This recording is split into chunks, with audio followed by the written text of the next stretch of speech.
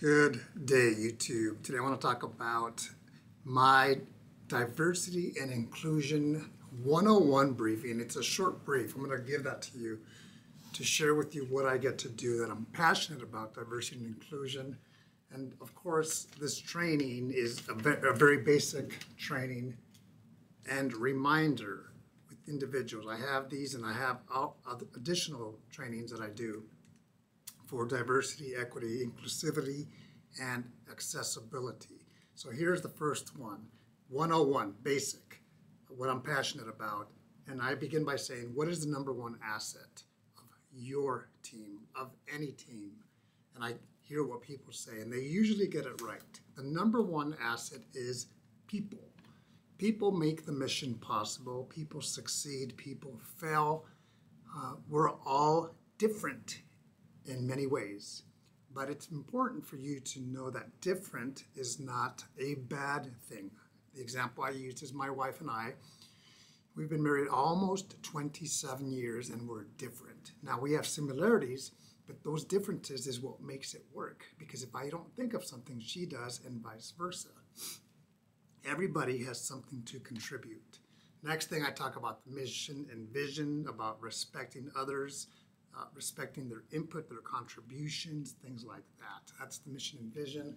I talk about the disparity reports of 2020 in the Air Force and 2021. And these disparity reports, the first one was done in 2020, and it identified discrepancies and treatment towards Black African American airmen and or guardians. And in 2021, it talked about disparities amongst women and other minorities. Now, if you read these, they're not good at all. So what good can come out of it? Well, one thing that I can think about is my job, my position was created because of these reports to bring awareness and education about diversity and inclusion. Second thing I can think about is this is a hot topic and it's not going anywhere. Next thing, I talk about what is diversity and what is inclusion. Diversity, if you walk into a room, it's going to be diverse in many ways. And it's not just color or gender or race, it's a lot more. And I'll talk about that in just a moment. Diversity is going to happen. Do we need to improve that? Yes.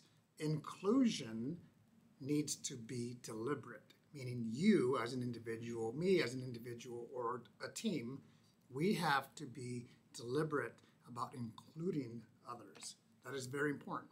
Next thing I talk about is the iceberg, or the tip of the iceberg, which is here, but underneath that water line, it's this massive piece of rock, of ice. The reason I talk about that is above the water line, the tip of the iceberg, you can see things like race, age, color, sex, gender, ethnicity, and you'll probably guess that right in most cases. But what you don't see underneath the waterline are what languages somebody can speak, their biases, and we all have them, their nationality, their perceptions, their values, their assumptions. So think big picture. Now, people are my business, so this is what I do every single day, and I've been doing this for many years, even when I was in different jobs. I've done equal opportunity. I've done a lot of briefings, a lot of training on human relations in the past. Why is this important? And the challenge. The challenge is, if you think about the services, Coast Guard, Navy, Air Force, Marine, Space Force, Army, you think of these branches of military, the branches who are trying to recruit. Now here's the why. My slide here says that in the US there are approximately 20 million youths between the ages of 17 and 21. That drops down to 11.3 million who are high academic. That drops down to 4.4 million who are high academic and eligible. Eligible for what? For military service.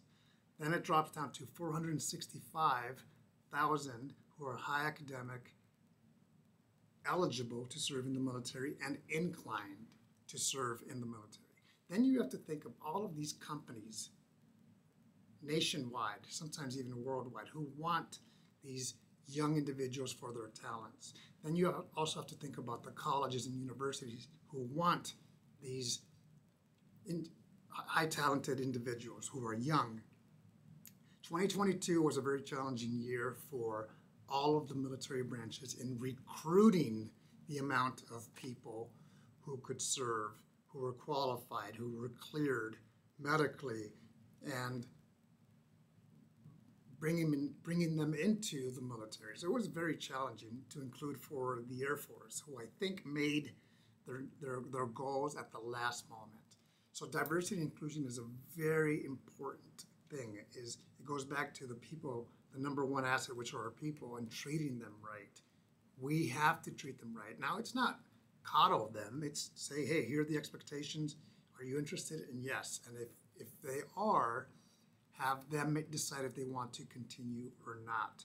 But as an organization, whether it's the military or outside, is you have to treat your people right. And when you do that, you will reap the benefits of the talents and strengths that these individuals bring to the team. So this is just a basic diversity and inclusion 101. I have other trainings as well, but this is the one that I wanted to share with you to make you think about how is it working out for you as a leader or as an individual who is the employee. Have a great day.